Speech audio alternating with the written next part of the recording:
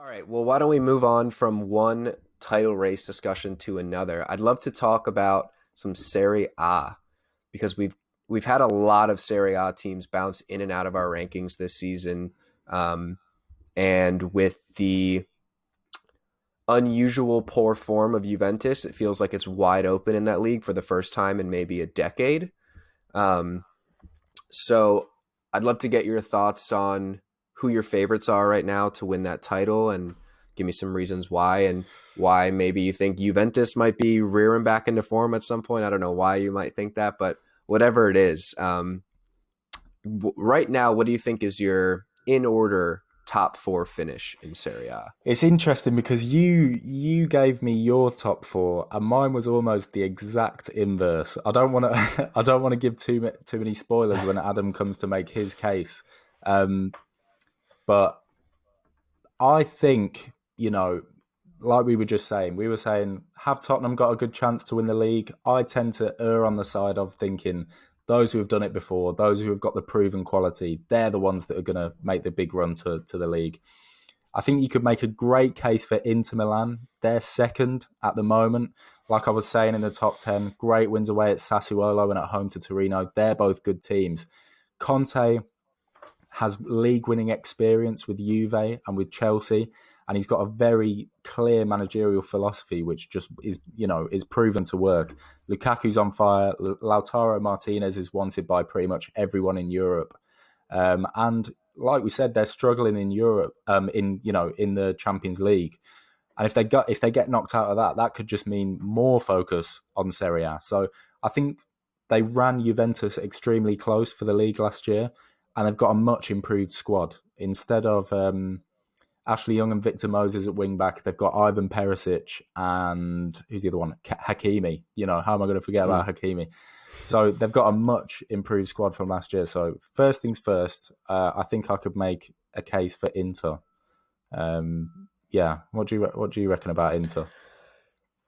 So I've got Inter finishing around third, maybe second. My reasoning for that is basically the big thing that their Champions League form has told me so far is that in these big games where they need to get something out of it, they've come up short basically every time so far this season. If you go to last season, a lot of the games that they lost that were their undoing were games against AC Milan, Juventus, and teams like this where sure you can beat everybody you're supposed to beat all season, but if Milan, Juve, Napoli are also doing the same thing, but you're unable to go toe to toe with them in these big games, then you're just not going to finish in first. That's really what it comes down to for me. Yeah. So you don't think they've got the bottle in the big games, and that's going to cost them big? Yeah, which is surprising because if you look at, Antonio Conte's Chelsea, one thing they did so well was go toe to toe with the big sides in the Premier League, and they were able to just basically brutalize them and, win 1-0, 2-0. Diego Costa was a battering ram, and he's now got that in Romelu Lukaku. And like you said, those wings, the wing backs with so much pace and ability on the ball, it seems like the ingredients are all there, but in the big games, the recipe is just kind of thrown out the window or something. I really don't know what it is, but they Yeah. just, like you said, they don't have the bottle. Yeah, no, they've struggled in the Champions League, but I think that home loss to Madrid last time out, 2-0, they were playing with 10 men from 33 minutes. So I think you can take that with a slight pinch of salt. But firstly, I would make the case for Inter, but I could also make a strong case, and I know you're not going to make a case for them, and that is Juventus. And that might seem like the least unpopular opinion of all time because Juve have stormed the league every year for the last, I don't know how long. Um, but they have made a slow start to the league this year. But despite that, Adam said about Juventus's poor form, quotation marks, but they're undefeated. They've not lost a game in the league this season. Having said that, they have drawn five of them. So that is a big asterisk next to that. But you can never write off Juventus. The thing that's going against them this season is the fact that Pirlo's a new manager. It's a bit of a new look side, so it could take a little bit of chance, a little bit of time for them players to bed in. However, when you've got Morata, who I've always rated as a player, even though he suffered a bit in the Premier League, he's already got 8 goals this season. Cristiano Ronaldo is continuing to score at a rate of a goal a game into his mid-30s. And yeah, look, the amount of draws that they're getting is a bit concerning. 4 wins, 5 draws, 0 losses. But at least that shows that they are difficult to beat. So I definitely don't think you can write Juventus off at this stage. Here's my issue with Juventus. I've watched, I believe, every single Juve game this season, full 90 minutes. And the thing that is completely missing, which they had even under Sarri when they won the league, even though they were rotten to watch under Sarri, they won the league. On all those years under Allegri and all the years under Conte, what they had was the ability to remain in every game. And it's a bit like Klopp's Liverpool. You always knew, no matter what the score was, if it was 1-1 going into stoppage time, if they were down 1-0, they always find a way.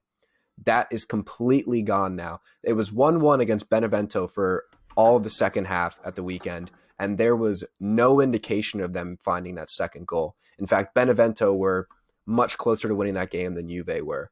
If you go back and look at some of the results so far this season, the 1-1 against Verona, I think they were a little bit unlucky. They did pile on the pressure and they created a lot of chances. But the 1-1 against Crotone, and they've got this 3-0 win against Napoli, but that was a game that wasn't played. That's a 3-0 forfeit win because Napoli didn't show up because of COVID.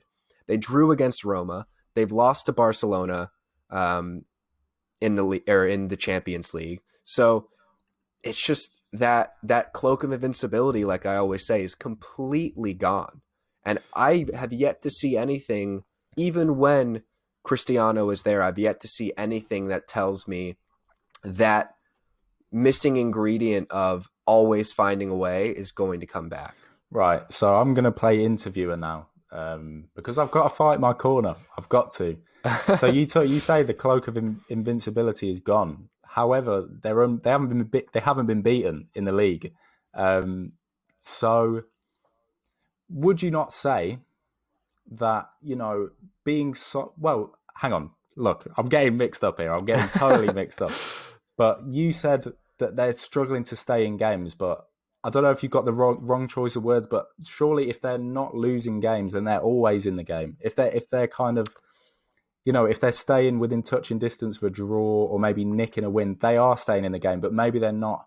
Let's say if they go 2-0 down, or then they're not going to scream, we're going to fight back and win this. But do you not think kind of good defensive foundations, even if they're not spectacular at all, and they just stay in touching distance for a draw at least, are they not good foundations to build a team off? Yes, they are, and maybe that was the wrong choice of words. I'm really only going off of the standard that they have set in the past decade. And I don't know if you watched the game against Benevento at the weekend, but yes, they were quote unquote defensively stout. They didn't lose and they haven't lost, but that first half could have easily been 5-1 Benevento if a couple of balls had, gone an inch to the right or to the left. The foundation is there, yeah, like you said, but the team is just lifeless. I don't see anything. Dybala has been rotten for nearly 8 months now. And when Cristiano Ronaldo's not on the field, there is just no one else that's going to provide the goals and the spark. If it's not Dybala, who else is it going to be? Bernadeschi is still there, even though they desperately want him to leave. Chiesa hasn't been great since coming in. Douglas Costa isn't there anymore.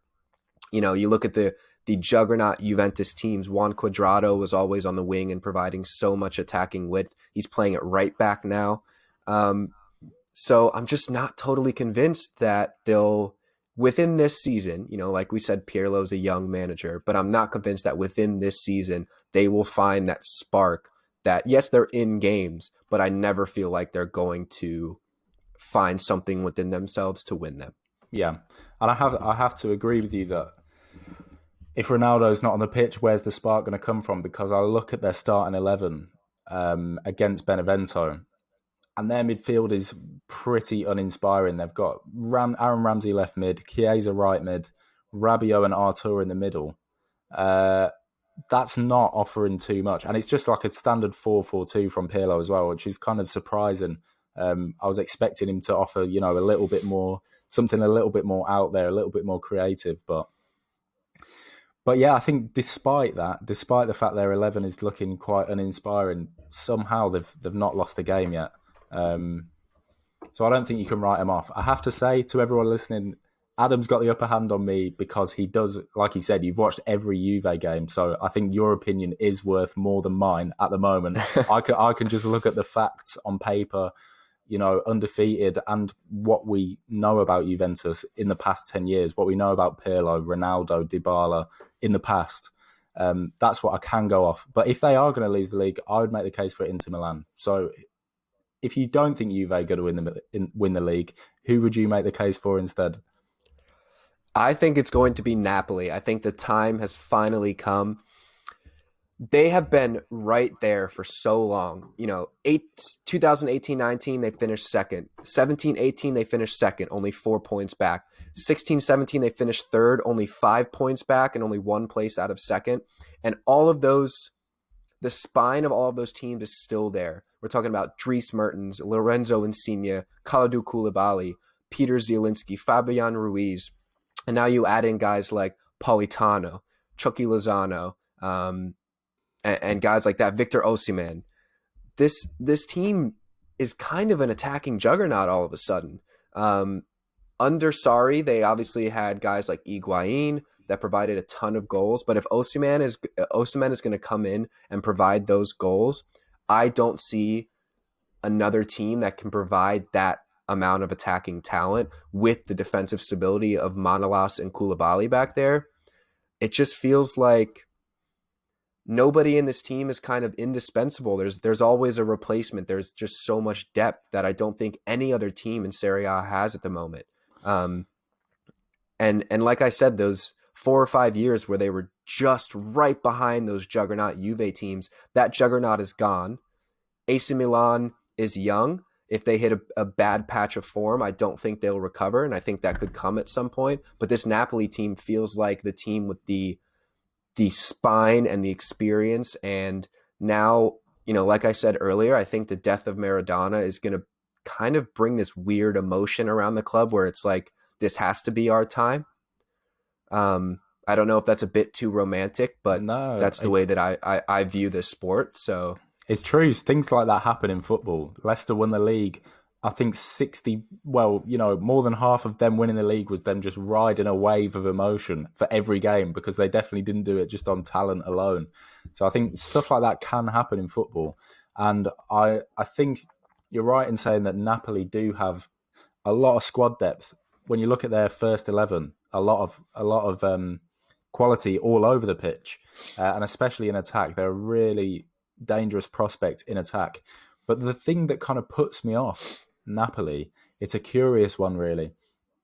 And it's the fact that they've got Gattuso as manager. If they had a reputable manager in there, I would be a lot more ready to commit to them as my prediction to win the league. And it's weird because last season they had Carlo Ancelotti, who I would have said if they had someone like him in, then I would back them to win the league. But obviously, he had a pretty disastrous spell in charge. I think did they finish seventh last year or something like that? yeah, Yes, seventh. That's really poor from a really well respected manager. And then on the contrary, you've got Gattuso, who I believe you can feel free to correct me here, but I think his only previous job was with AC Milan, where he was pretty uninspiring. All of a sudden, he's in at Napoli. They're playing really well, but he's totally unproven as a manager, and that's just what I'm reluctant to choose them based on that. But do you know anything about Gattuso as a manager? What do you think he brings? so his time at AC Milan, he first of all, it was a very toxic club at the time. They didn't back him. Um, it seems like it's only a short time now he's been in charge of Napoli, but it seems like he's found a home. Um, Obviously, he's got this president, Aurelio De Laurentiis, who is really difficult to work with, and they butt heads a few times on um, like punishing players for whatever breaking team rules and the way that they want to go about punishing players and stuff like that. They butt heads a few times on stuff like that, but it seems like he's really found a home. And for all the reasons I listed before, I think we've said this about so many teams this season, but because the usual juggernauts are not around, it feels like a season made for this Napoli team. If Juve were normally at their normal top form, finishing with 90 plus points, then I wouldn't have Napoli up and around second or third. But if a team in Serie A is going to win the league on 80 to 85 points this season with the attacking talent that they have and the squad depth they have, I don't think Gattuso is so far off from being a good manager that it's going to pull them down to second, third, or fourth. Yeah, I'm not saying Gattuso's a poor manager by any means. I just think, by and large, he's an unproven manager, and that puts me off a little bit. Saying outright that they're going to win the league, and then of course within all this, you've got AC Milan, who were going really well, like we've been saying, 5 points clear. So they've got to be somewhere in the conversation as well. I don't know, where have you got them? Can I just say real quick on the Gattuso thing though? Yeah, If you look at the rest of Italy, this isn't the Premier League. You don't have the Pep Guardiolas and the Jurgen Klopps at the other clubs to compete with. Look at Juve. They've got a manager who's now managed 12 total senior games in his life. yeah, Stefano Pioli is not necessarily some world beater. He didn't come from Real Madrid and winning multiple Champions Leagues or something. Um, you're really only competing against Antonio Conte for yeah. kind of who is the best manager in Serie A. So Yeah, I think with that in mind, sorry, did you have a point to make there? Sorry. no, go ahead. So, like, with that in mind, the kind of weird reason that your mind rationalizes with Pirlo and against Gattuso is because even though Pirlo's not even been in a job before Juventus, we know he's a legend and we don't know what he's capable of. We just know he's a genius on the football pitch. With Gattuso, not as technically good of a player, and he's already had a year or two, well, maybe more than that. He's had several years in management, and he failed to prove himself there. So you've got the prospect of what Pirlo we think he's going to be on one hand, and then we've got what we know so far about Gattuso on the other hand. So it's a tricky one to evaluate, really. Yeah, absolutely. All right, AC Milan. I kind of mentioned it before. So just for transparency, this is kind of how I have my top four shaping up. It's Napoli in first, then AC Milan, then Inter, and then I've kind of got a cluster at fourth of Juve, Atalanta, and Roma, who I think will all just be up and down all season and will be fighting for that final Champions League spot. Also, I had a note in here that I forgot to mention. It is important to remember that both Roma and Napoli have forfeited a game already this season for different reasons, but they have both forfeited a game. So there's 3 points gone right away. So AC Mm. Milan are sitting in first. But like I said, they're a young team. They do have some big time veterans like Zlatan. Um, but I just kind of feel like if they do hit a rough patch of results, I feel like they may not have the stones to pull themselves out of it, basically. Um, and their Europa League form, kind of like their rivals across the city in Inter, their Europa League form has shown me that in these crunch time games, they don't really have it. Obviously, they have that 3-1 win against Napoli, but that's really their only top class opponent they've played so far this season. I'm really looking forward to the Milan derbies or coming up against Atalanta or Juve down the line to see what this team is really made of. Um, but yeah, that's basically it. I don't have too much beef with this Milan team. I just think Napoli are just that little bit more geared to win the league than them. Yeah, I would agree with you. That's why I've actually got AC Milan in fourth, which seemed crazy. They're 5 points clear at the moment, but like you said, apart from Napoli, no massive scalps so far this season. Um, so yeah, I just think they've got a lot of young talent, the likes of Theo Hernandez, Donnarumma, Brahim Diaz, Frank Kessié, and Sandro Tonali. That's tons of young talent in there, but they've not won a league before. So it's hard to back them to carry them over the line on that basis. And it's the same with Pioli, an unproven manager. I feel like I'm just repeating myself over and over again here. But, the guy who's absolutely carried them so far this season is Ibrahimovic. And it's a long shot, but if he does keep that form up for an entire season, it will be the most incredible season I've ever seen from a player of that age. So, if Ibra's form does start to dip, I think Milan could be in a little bit of trouble. Um, but yeah, they're a team that's not been in a brilliant place in the last few years. Definitely looking better. I think a solid fourth place in a very competitive Serie A this season wouldn't be that terrible at all. And of course, based on events that have happened so far, they could actually end up a lot higher. Yeah.